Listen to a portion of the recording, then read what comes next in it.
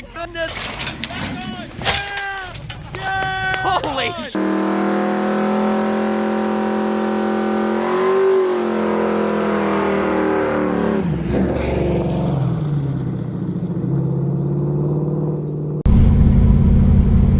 Hello folks, welcome back. I'm doing something a little different today.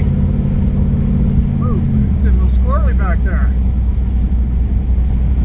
Pay attention to what I'm doing. Anyway, 2 days ago, went to an auction. I bought another 58 Edsel. For reasons I won't get into for now,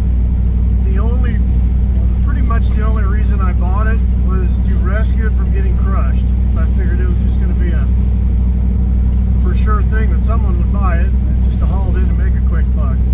So I bought it just to rescue it. Now, I figured I would probably part it out. I mean, from the moment the bidding was over on it, I had one guy hitting me up about parts off it already. But today I'm going to go pick it up. I think it's been sitting since at least the 70s, maybe 80s. I'm betting that every wheel on it's going to be locked up.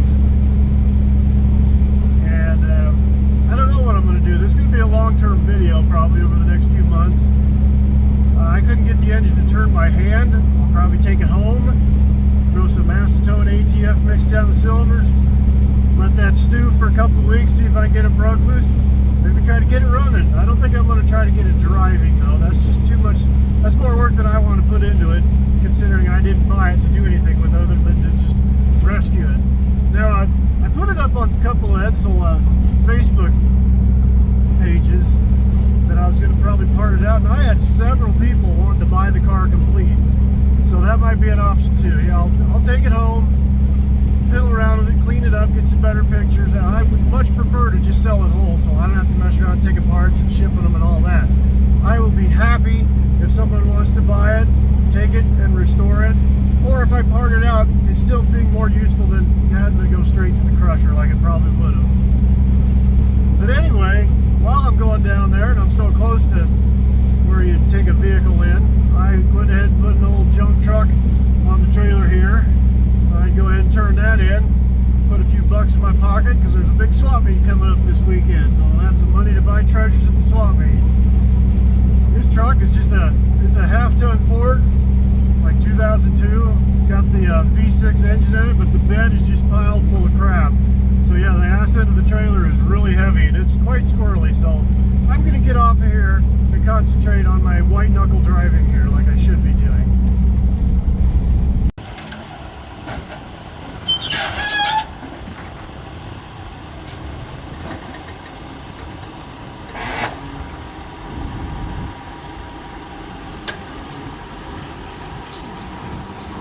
Bye-bye.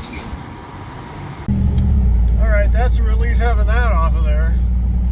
I know it felt wobbly, but it must have looked worse to other people because they were giving me lots of room. But anyway, I'm not using this trailer to go pick up the Edsel. At the auction, one of my old high school friends was there, Mr. Randy Morton. I don't see him enough, but got to talking to him about how much of a bitch it was going to be getting that car up on my trailer. If those wheels were locked up, which they probably will be. And he offered to let me use his tilt bed trailer. So I'm on my way to go pick that up now.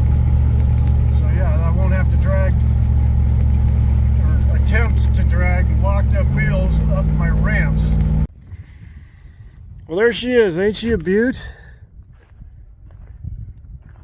Now, for those of you that don't know, and this explains why I can't use any parts or pretty much very little off of this Edsel for mine, is in 1958 only there were 4 model lines for the cars. There was a Ranger, Pacer, Citation, and Cavalier. The Ranger and Pacer were a totally different body than the Cavalier and Citation. The Ranger and Pacer were based on the smaller Ford chassis. The Citation and Cavalier were based on the larger Mercury chassis. And even though they look the same, they're not. I mean, I can't use any sheet metal. I'm pretty sure I can't use any of the glass. I mean, stuff like the headlights, the grill stuff, maybe these, maybe the bumpers. But yeah, most of it will not work for me.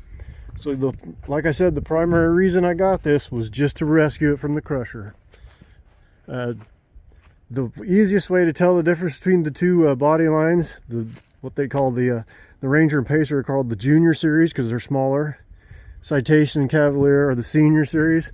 The easiest way to tell the difference, Citation, and yeah, you'd think I'd said it already enough times. Cavalier, no, that ain't right. Citation, Corsair. It's Corsair. I've been saying it wrong. It's Corsair and Citation. Here's the way to tell the difference. The Ranger and Pacer do not have this bump right here at the front of the fender. That's the one quick, easy way to tell the difference in them. Well, let's see. I did bring some tires and wheels for it. If any of these things will roll, that will make a huge difference. But let's see what happens. Now, my guess is the reason that several people have wanted to buy this complete, yeah, is because this is a two-door. That makes it a lot more rare, and the fact that it is a Citation. That was kind of the top upscale, top of the line model. So maybe that's why people are wanting it. I think it's a little rough myself, and that means something coming from me. But hey, if somebody wants to tackle this, more power to them. It's actually really not in that much worse shape than my two-door Ranger I've got. Now what I'm doing here is I'm not going to pick the car up enough to get the tire off. I just want to, because I don't want a chance damaging that bumper. It looks nice and straight, and the chrome's not terrible on it. I'm just picking it up just enough, hopefully, that I can get a floor jack underneath it to the frame rail, and then use that to do the heavy lifting. Alright, kind of having to do this as a team effort with both the jacks. This is the second rear tire. Got the other one on already. Neither one budges at all.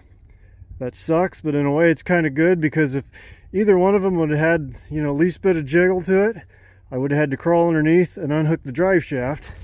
Because those of you that don't know, these Edsels, look there at the, see if I can get zoomed in on it. That's called a teletouch, and that's the shifter, and it's electrically controlled. And obviously, you're not going to get this thing in neutral. It might already be in neutral, I think. Actually, if I'm seeing it right from here, that top button's pushed in. I think that's an N. But it doesn't matter at this point, because both rear brakes are locked up tight. Let's get on to the front now. Well, neither one of the fronts has helped me out either. They are all stuck, not surprisingly. You can see that line right there on the drum, right there on that wheel. This thing has sat around so long that it had sunk up clear to the hub. Now at some point, you have to excuse me, I'm panting here, I've been working. At some point in the not too far past, someone has picked the front end up and crammed a concrete block underneath there. For what purpose, I don't know. But yeah, that doesn't help me at this point. Oh, and this is what leads me to believe this thing's been off the road. Last registration tag, 1978. Well, at least it looks slightly cooler while I struggle with it. Let's see how this disaster turns out trying to get it on the trailer now. Okay, my first big problem. Had to swap out the battery, but Randy told me that one might be dead. I can't get this very tight, but that doesn't seem to matter because these circuit breakers kick out after just a couple seconds of winching, even before I got a load on it. So I think I'm just going to have to run the red wire directly to there and hope those circuit breakers were just being a little overprotective. Alright, got to run direct. Let's see what happens now.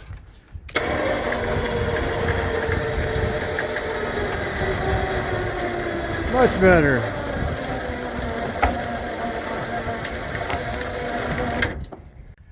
So I was thinking worst case scenario what I was going to do here.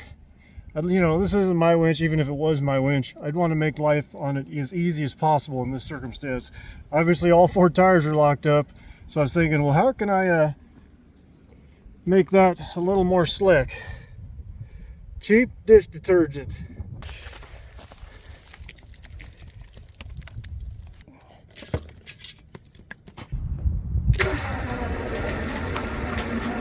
Come on, get up on there. You can do it. That side's the problem.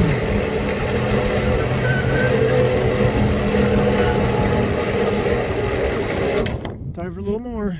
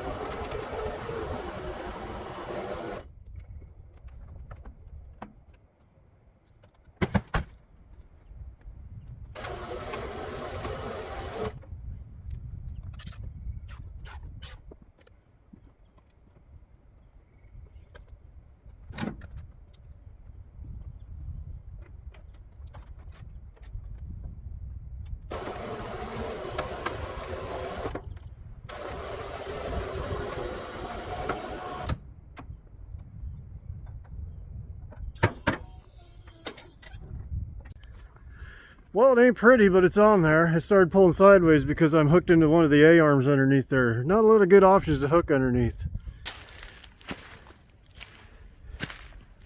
It's a little precarious there, but I think it'll be okay.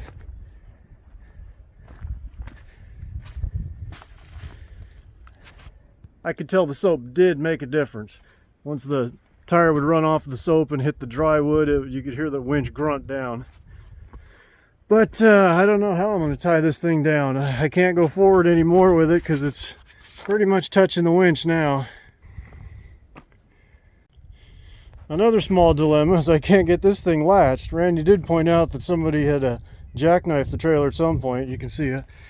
So the tongue's kind of tweaked. That's probably why I can't get that down in there.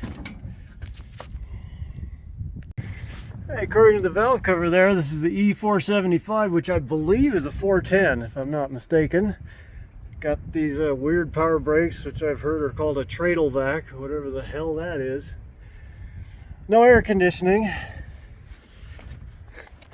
But, if I'm not mistaken, it looks to me like this thing has power windows. I do not see a tack. All right.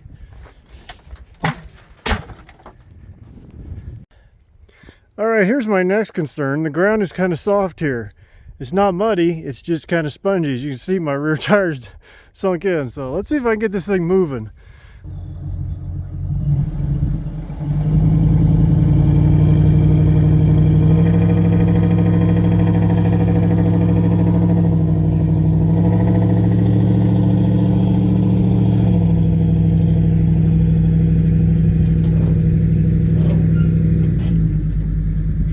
Before I go, let's take a look at this. I don't know what year it is, but it's some sort of a Dodge. If I remember right, I think it sold for 250 bucks. I would have got in on that bidding for that price. I probably would have went up to about 4 on it. But yeah, as soon as I bought my Edsel here, a couple guys come and started talking to me and distracted me from that. I don't know what I'd have done with it. It'd been a hell of a good start for a rat rod or throw it on a 4-wheel drive chassis or something.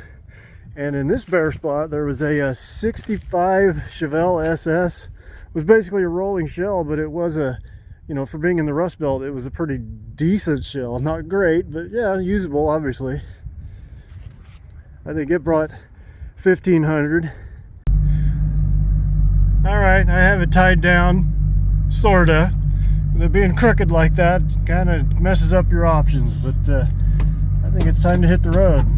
I still got to go to work tonight. Pretty much felt like I had to get this out of here because there's rain coming tomorrow.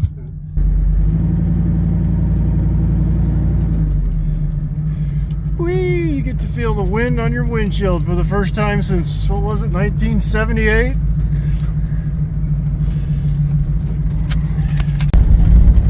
Looks like I better pull over and do something about that passenger side door. It won't latch.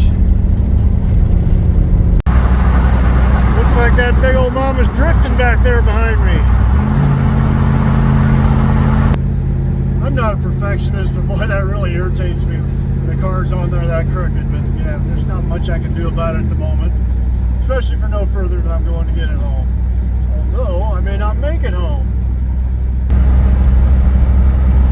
I'm almost out of gas.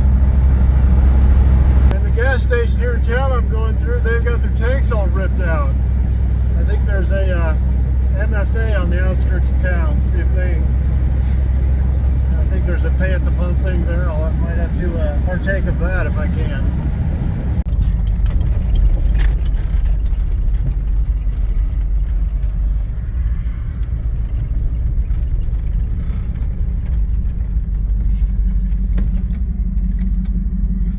Looks like I'm saved.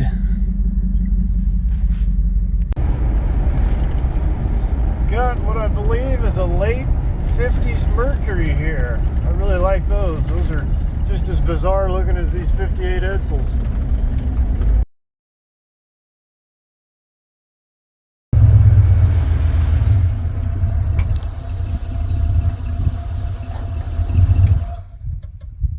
Well, I've had the Edsel home for almost 2 weeks now. Been meaning to get some acetone ATF down in the cylinders, but the weather just hasn't worked out until today. So let's get to it. Moment of truth here. We have a crappy old Holly, maybe an Autolite 4100. Let's see. 4100, all right. Oh man, it's stuck. That's not a good sign for the engine. Well, I already knew the engine was stuck, obviously, but look at the amount of rust that had collected around here. These plug wires are just, some of them are just absolutely disintegrating. Where's that worst one at? Where did it go? Yeah, it must have been that one. Anyway, I don't think that's a concern because honestly, I don't see this thing needing plug wires in the future. I don't think I'm going to get it unstuck. But I've been wrong before. I'm going to go ahead and put the air cleaner back on while I try to blow all this crud out from around the spark plug holes. No point in getting any more crap down in the engine than what's already in it, but maybe that is too little too late kind of a sentiment, but couldn't hurt.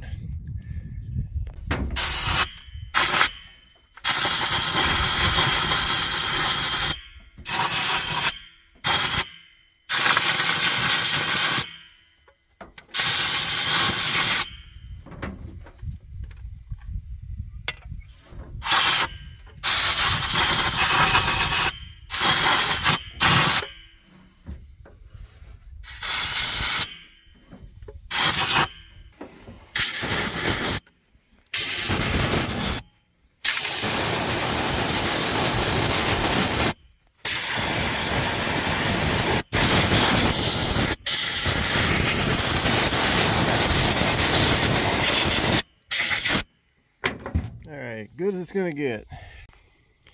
Okay, so I got 7 of the spark plugs out. Number 3 is being a real bitch. I can get it to move.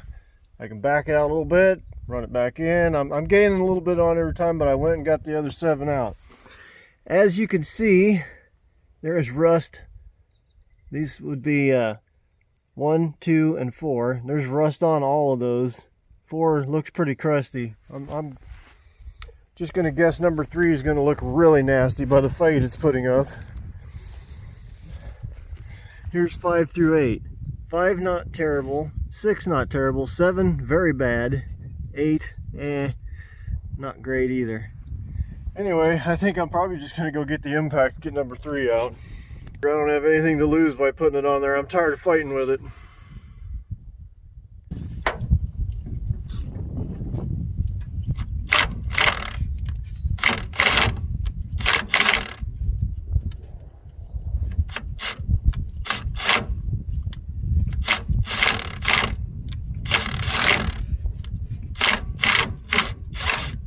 There we go. So, don't mind the, that's just PB Blaster I sprayed down there to help get the threads broke loose as I worked it back and forth. It's not really as bad looking as I thought it would be. So much room for activities on these massive Edsel trunks. Let's mix up some magic.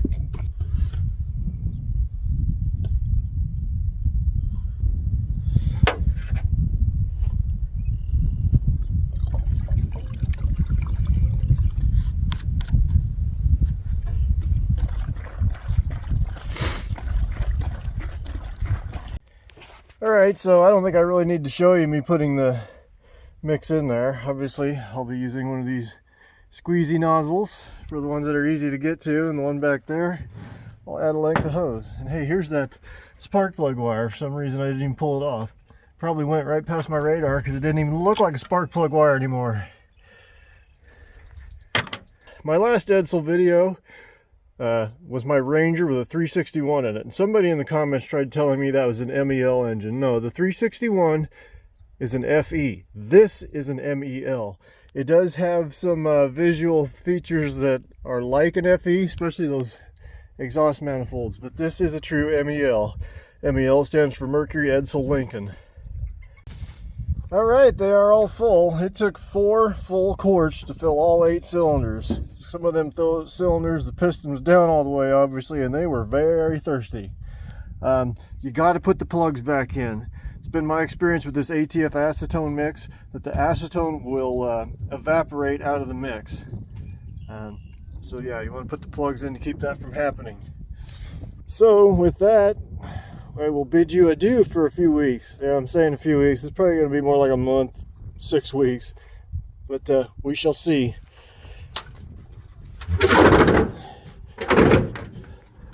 Well, folks, it has been more than a couple weeks. It has been more than a couple of months. It's been about 6 months in my estimation. Got busy with other things. You guys understand how that is. But it is now late fall, early winter. I want to get this thing up in the driveway and figure out if this acetone ATF that's been sitting in the engine for this 6 months, see if that's got the engine freed up here before the snow hits. Probably one of the last few nice days I'm going to have here. Let me show you what I got going on. Now, I don't remember 6 months ago if I even remembered I had this puller, or maybe I thought it wouldn't work for one reason or another, but I brought it up here and it does grab. There's enough lip on the drum there for it to grab. Some drum brakes, the backing plate comes over this lip to where there's nothing to grab, but this one does. And as also you can see, if this drum would have been much deeper, my jaws would not have grabbed it. But it does grab it. Now obviously, it should go without saying that you actually have to take the retaining nut off of there. And I did, I don't know if it's showing up on the camera, but I got a ratchet strap wrapped around here holding in the 3 jaws. Now obviously doing this, the shoes are rusted to the drum. You're going to destroy some of the retaining hardware in there by pulling it off of there. But the reason I'm doing this, I've brought home parts vehicles before where all I did with the brakes were locked up, I just took a sledgehammer and busted up the drum. I don't know the particulars of the 58 Edsels, but I know some of these drums are hard to come by. They don't make them new anymore, so you have to go used. So that's kind of why I'm trying to save these from destruction. So I'm sacrificing all the brake hardware in there to get the drum salvaged.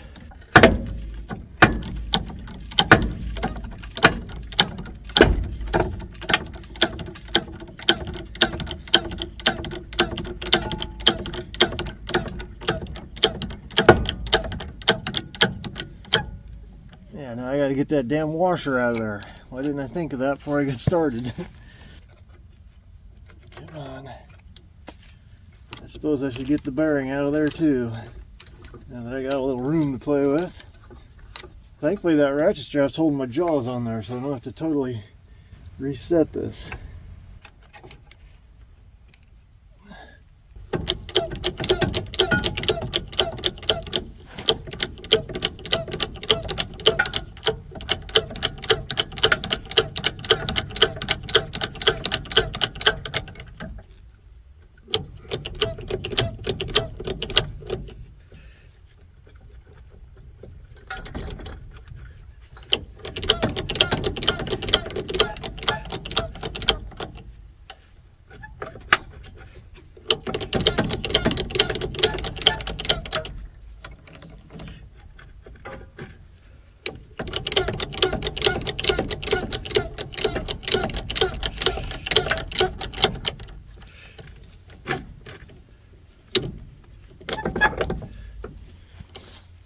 That's all I'm gonna get.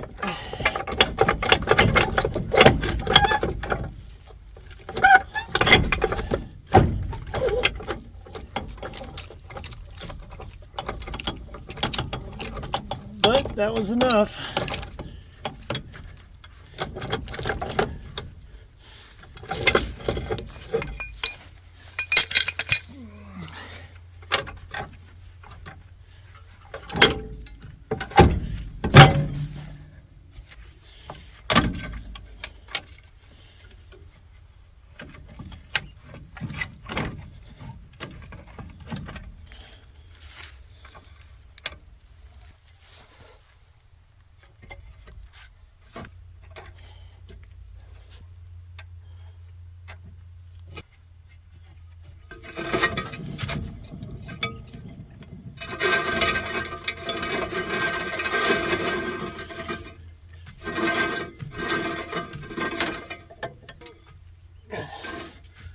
There you go. She's a roller now, at least on one corner.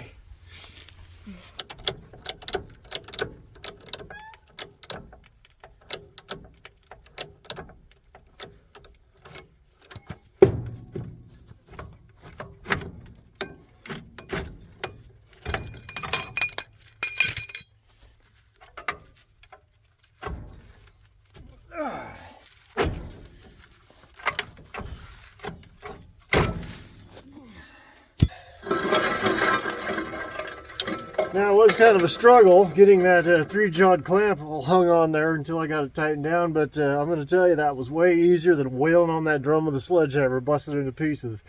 Seems like it would be kind of easy, but yeah, it's not. Those drums do put up a pretty good struggle. It's not that hard to get them cracked, but yeah, to get them all busted in pieces out of there, yeah, definitely much easier.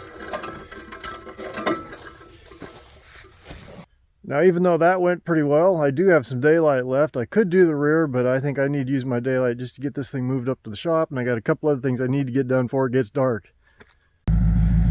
Well, it looks like I got foiled for getting this thing moved today. I got the loader back here, and the way I usually do this was picking up one end of a car. I'll sling a chain underneath here, and it'll come up, hook into the loader forks, go back down. So that leaves a lot of room for the car to swing like this, which a lot of times will end up with the chain contacting something up here. I am not willing to even take that risk of breaking out these tail lights. So I got it up on jack stands. Next time I got time, some afternoon, I'll get up here and get those rear brakes broke loose. It doesn't fall over by then. I'll get lean to it, or throw some blocks underneath the front. But anyway, I'll have to, once I get the rear brakes freed, I'll pick it up by the front, because as you can see, the front's already pretty well munched up anyway and rusty, and yeah, a lot less stuff to damage up here that isn't already fucked.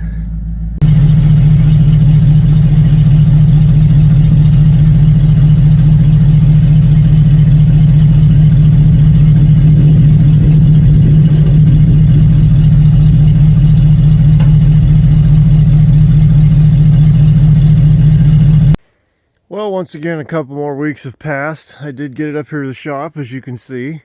I took the rear brakes off, pulled the drums, went pretty much the same as the fronts. I feel pretty stupid not thinking of using that puller before. I've had that thing for years. I've brought home 2 other vehicles where I had to actually wail and beat and bust the drums apart when it probably would have worked pretty slick on those. But I guess I was thinking that maybe that thing wasn't big enough to get hold of the drums, but apparently it is. But anyway, picking it up by the front end, the chain got into these headlight pods a little bit, which is no big deal, because as you can see, they're not exactly pristine anyway. Not like those tail lights. Those have some value. Anyway, supposedly got some snow coming later tonight. Work on this afternoon a little bit before I go to work. Let's see if those 6 or 7 months of sitting with that acetone ATF in the engine has freed anything up. Alright, I've been at this, I'm sure at least an hour and a half, maybe 2 hours. Just getting stuff out of the way so I can get a good shot at the crank bolt. Wanted to make sure, yeah, isolate everything, got the power steering unhooked. The generator wasn't stuck, but it is kind of hard to turn, but I wanted to show you how bad those belts were. Most of the belt stayed behind in the pulley. Nasty. And yeah, here. Yeah, I don't have much hope that this thing's going to come unstuck. And even if it does, I don't know that I can make it run. Here.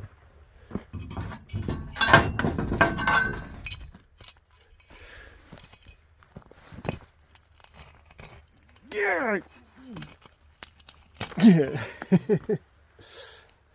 Anyway, let's get a socket and breaker bar on there and see what happens now. I'm losing my daylight pretty quick here.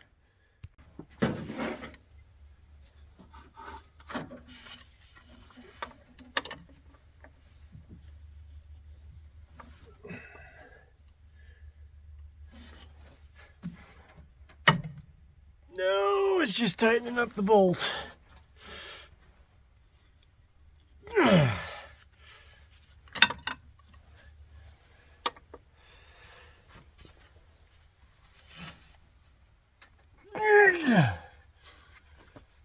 Sure as hell ain't gonna go the other way either.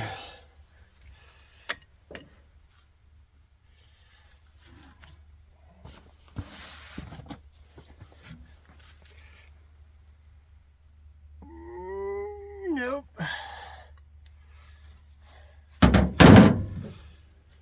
Well, there it is. Looks like a fail on that.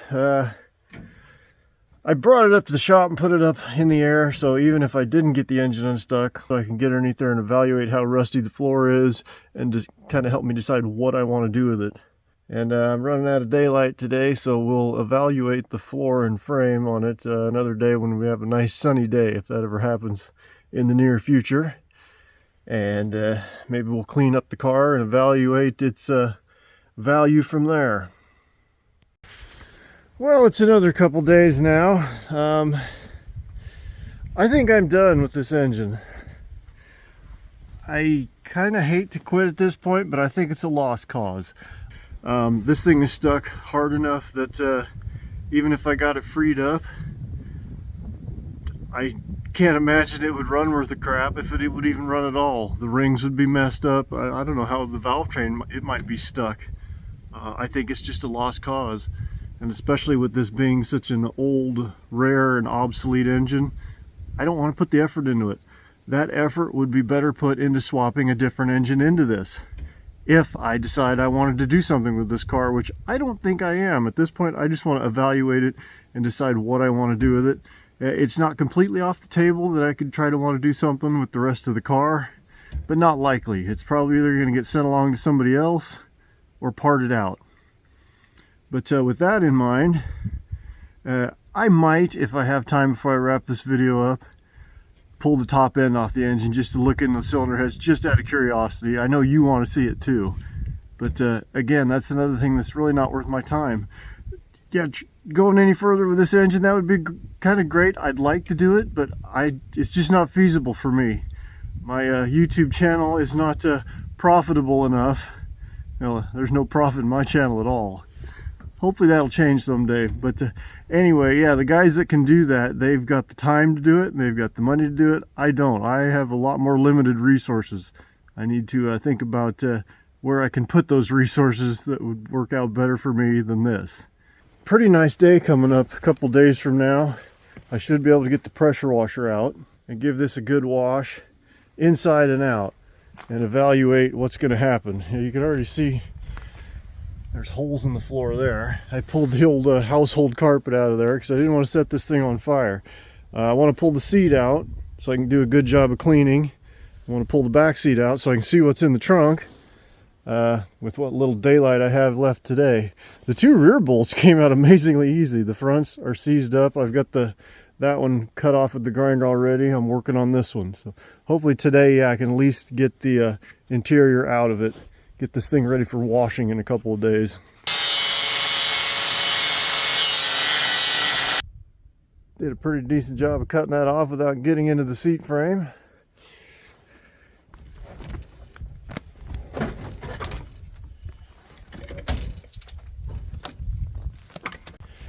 Seems like everywhere you touch the seat, it makes a crunching noise.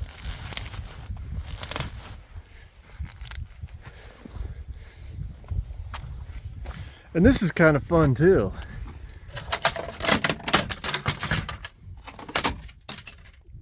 Oh, look at that.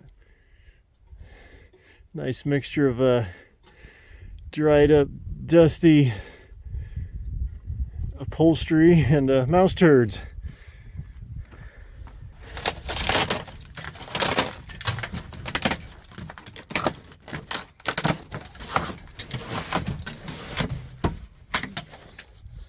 Well, I'm starting to lose my light, but I just wanted to point out, for those of you that weren't familiar with Edsel's, the speedometer, it's kind of a disc in there and it floats.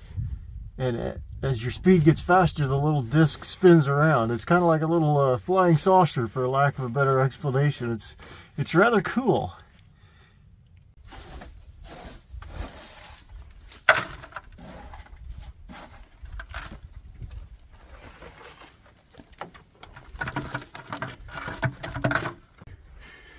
Yeah, I got the rear seat out. The floors back here actually look somewhat solid. I can see some rust through over there in that bottom of that wheel well. The trunk, kind of dark in there. It doesn't look to me like there's much treasure. Let's get back to this in a couple days when the weather's better. Tomorrow I've got other plans. Damn nice day out for December. I think it's like almost 60 degrees. Won't be getting another nice day like this probably till spring. So let's get some cleaning done on this little piggy.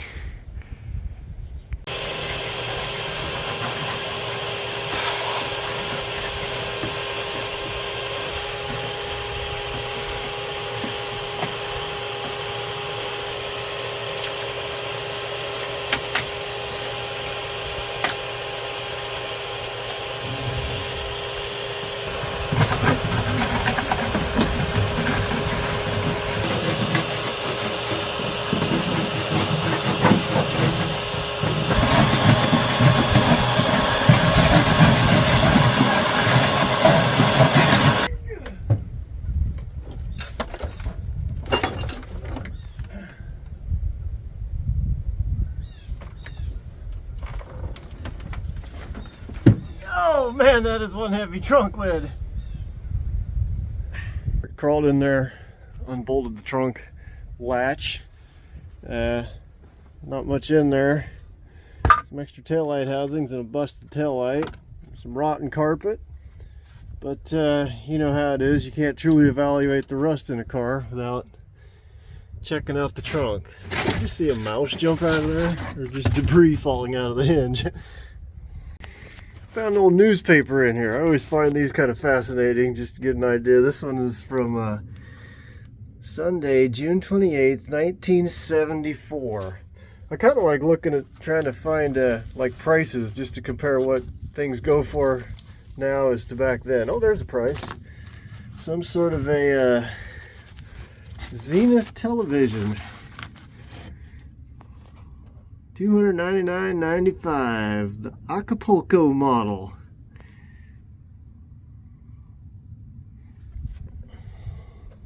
And the only story I could really get out of it is few support women's lib in Slater.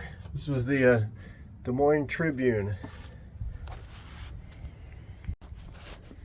Well, this trunk liner is proving to be quite frustrating. It just wants to come out in chunks like that.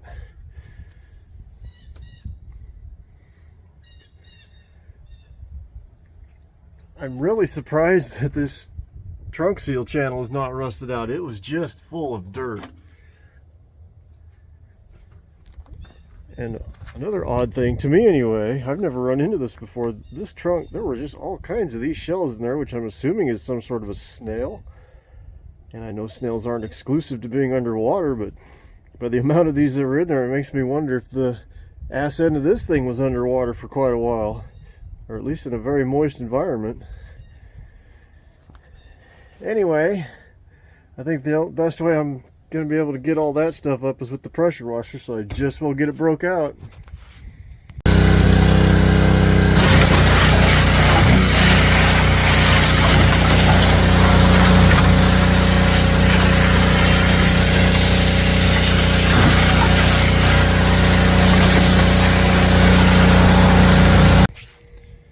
Well, I didn't get it all knocked out of there, but it kind of got it to where you can see the floor. Frankly, I'm shocked that the floor is in this good a shape. Got some holes there, understandably around the wheel wells. Down in here, around each side of the license plate.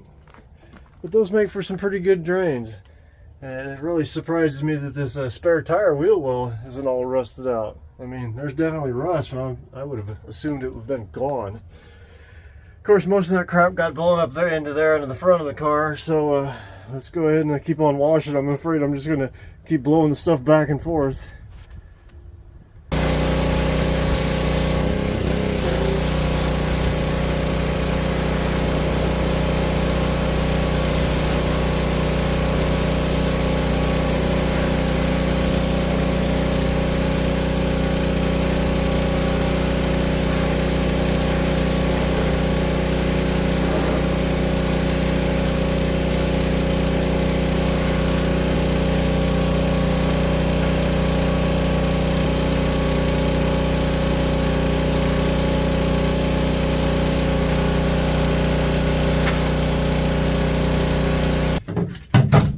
I'd have been smart enough to pull these drain plugs out. Oh man, that is brittle.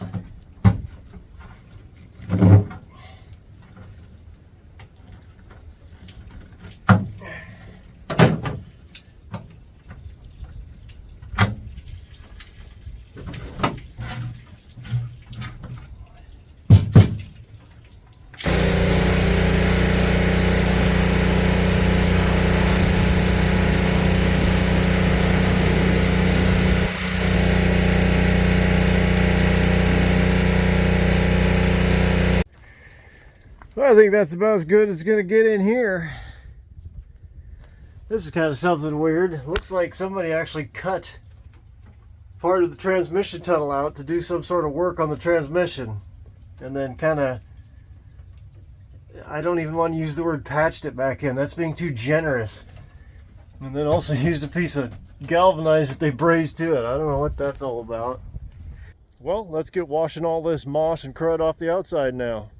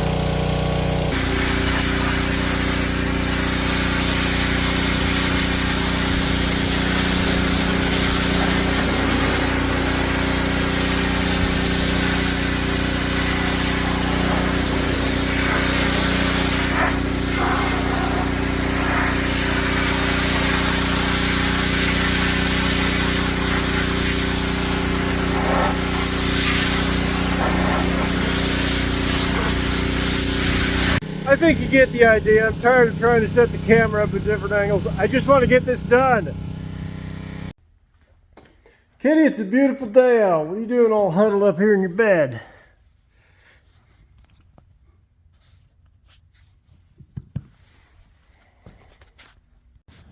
Alright folks, we're not quite done with this old girl yet. As I promised, I'm going to pull the cylinder heads off of it. I just pulled the carburetor off even though it was stuck. I really like those Autolite 4100s. I'm keeping that. I pulled the valve covers off expecting to find something pretty nasty, but it actually looks pretty good on there, both sides. I was just underneath cutting the exhaust off because I want to pull the cylinder head and the exhaust manifold off as one. I know on one side, one of these exhaust manifolds is fairly valuable. They must break easy or something. They look intact to me so far, so maybe I'll make some of my money back out of this by that. But anyway, while I was underneath there cutting the exhaust off, I found something rather nasty with the frame. Let's go underneath and show you.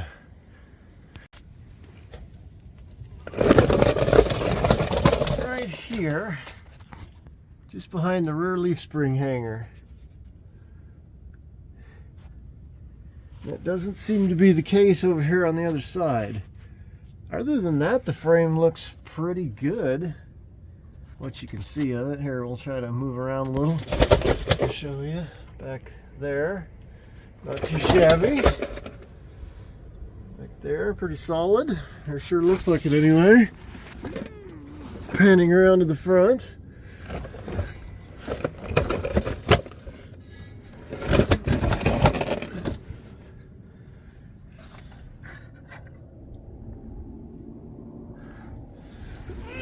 I don't believe I mentioned it, but once I got the rear brakes off it to get it up here to the shop, it still wouldn't roll. So it means the transmission, even though the selector on the steering wheel was in neutral, it was not. So I had to unbolt the drive shaft.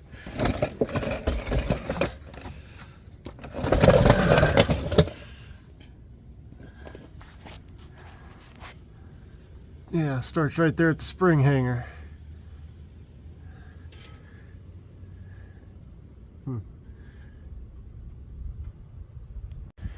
As usual, I'll be out of daylight before long. I'm not going to have time to get the cylinder heads off. Maybe before I lose all my light, I might have enough time to get these rocker assemblies and maybe the intake off. Looks to me like I shouldn't have to pull the distributor out like with other Fords. Looks like I won't have to anyway. I might find that to be quite surprising. Ooh, ooh.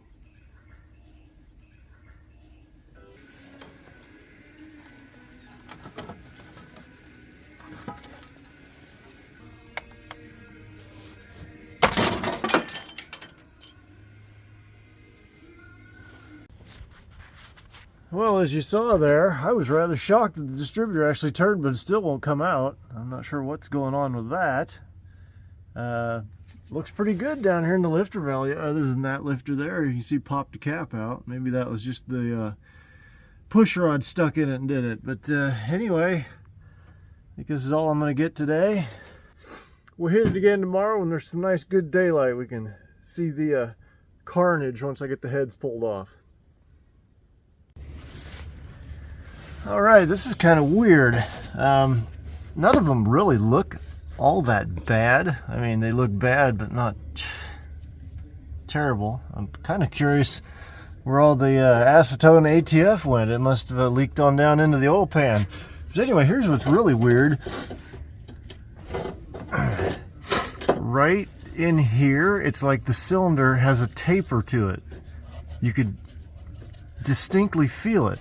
It doesn't go all the way around, just right through here. And it almost looks as if, yeah, the piston only comes up to here. Maybe that bevel or taper in it is for valve relief, for airflow. Because definitely that's where the rust is a lot worse in these, to where you can see where the piston in the past has traveled here and kept the wall clean, but it's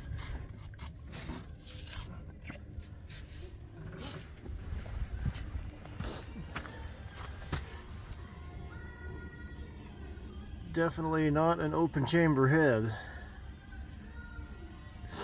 Now, unfortunately, this manifold is cracked. That's probably the one that's valuable, and that's probably why it's valuable, because they always crack there. Maybe. I don't know. I'll have to look into that. Anyway, on to the other side. Alright, kind of the same story here. You see they all have that taper in them, and that taper is rusty like it's been there for quite a while. I'm going to assume that's the case because it doesn't look like any of the pistons come up any higher than, well, on this end it does, but you can see the piston has a taper to it as well. So there's, I guess, yeah, that makes sense, seems how there is no actual chamber in the head. The chamber's in the cylinder head, or in the cylinder itself.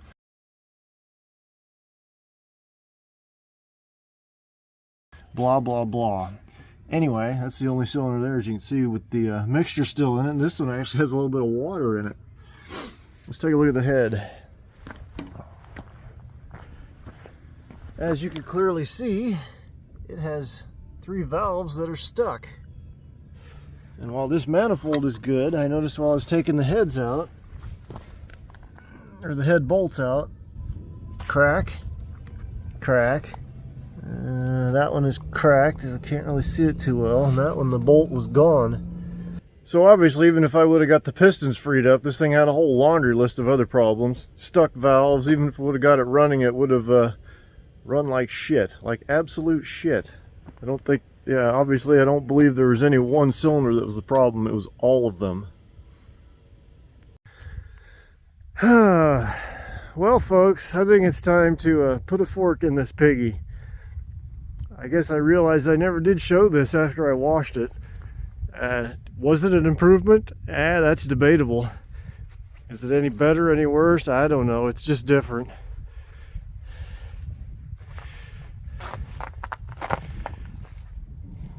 Pretty obvious I've brought it back up here in the field.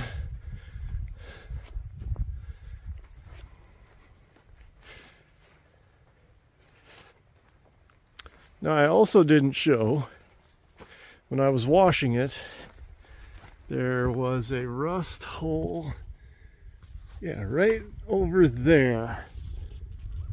I don't know if I'm getting it on, a couple of them actually. And there was a rust hole right here. And on the other side, it wasn't that far from being a rust hole. Actually, you could even argue it is a rust hole. It just hasn't fallen away yet. I'm rather surprised how good the shape the floors were in. Not that they were good, but I expected them to be pretty much non-existent. You could even say I was floored by how good a shape they were in. Yeah, sorry about that. Obviously, there's rust on the outer quarters, rockers, door skins, and around here in the rust belt, they're always rusted out around the headlight pods. For obvious reasons, I shouldn't even need to point it out, but I will. The tires throw crud up in here, and it sits up there and just rots that all out. What could a person do with this car? Well, I was thinking maybe either find a better set of front fenders for it, and then, do some rudimentary patching up of the floors and the other rust. It's too far gone to be a good, nice driver or show car. But that's what I was thinking. You could patch it up enough to make it into a vintage stock car. A Mad Max apocalyptic vehicle, sure. And with the rust in the roof, I was thinking even cut the top off, because I would love to have a 58 convertible Edsel. But once I found all that rust in the frame, and sure, that's fixable too. But I bet it's like sheet metal. You start digging into it and the rust, you're just going to keep finding more and more. The shame of it is, Edsels are rare, but they're not super rare. Like if this were some really rare exotic muscle car, oh yeah, all that crap could be fixed easily for that. Edsels have come up in value over the past several years, but not enough that this car would be worth fixing, in my opinion. That's not to say somebody couldn't. If they had some sort of sentimental attachment to it, which I don't, or if this were some really rare model, which it isn't, I suppose a person could, do the fender either replacement or patches and fix some of the rust and just pick this body up, put it on a four-wheel drive chassis. That would look pretty good. It's not worthless, but it's just too far gone if you wanted to fix up a nice driver or something to take to car shows. That being said, there's a lot of good parts on it. Well, I think all the glass is good except for the driver's window. It's got all its trim, other than some of the stuff up front here is busted up. Parts car, sure, but I don't want to pull parts, box them up and ship them. If somebody wanted to come here and take them off themselves, I would consider that, but otherwise I don't want to mess with parting it out.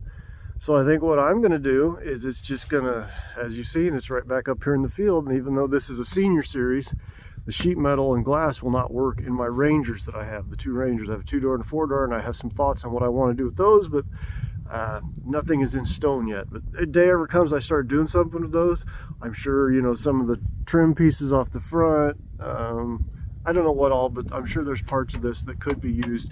Plus, I really love the speedometer in these. It would just be sweet to take the speedometer out of this and graft it into some other type of car, if it's even usable. So that's what I'm thinking, is just going to sit here and it'll be my parts car when the time comes.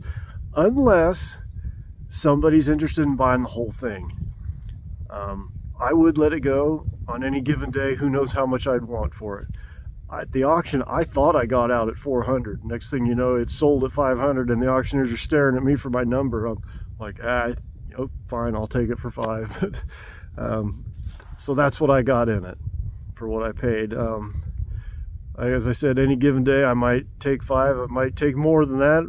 Might take less. Who knows what's going on in my day on that particular day to make me decide. But yeah, if somebody's interested in it, I would be open to selling it. That being said, thanks for watching this big old loss, because it was a big old losing turd. And until next time, watch out for your cornhole, bud.